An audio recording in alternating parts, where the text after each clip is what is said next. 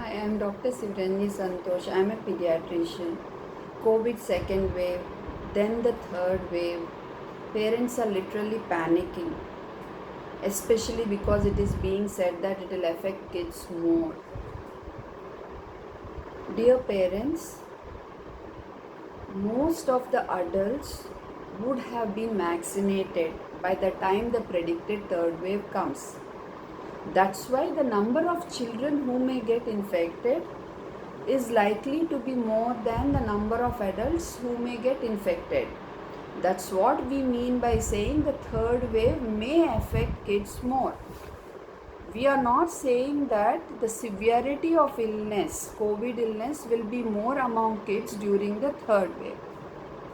So it's important for you to not panic, but to understand how COVID can affect your children, how COVID can become serious in your children, how to be prepared, and how to prevent your children from getting seriously affected with COVID.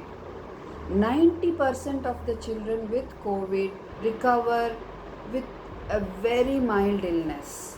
Only 10% of them require hospitalization, and 1% or less may require hospitalization due to serious illness.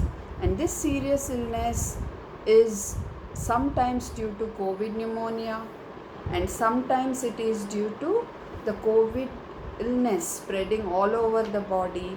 But nowadays it is more commonly due to something called multisystem inflammatory syndrome in children, MISC. So this syndrome can happen weeks after the child had actually got exposed to COVID. The child may have developed COVID, or he may have been exposed to COVID, the coronavirus, because one of the family members or someone around him had developed COVID few weeks, usually up to 4 weeks prior to the onset of this MISC. So this MISC can really become serious and deadly if not recognized early. It can land the child in shock, it can cause death, it can lead to multi-organ failure, it can affect the blood vessels of the heart and put the child at future risk for heart attack. It can pass off as a mild illness.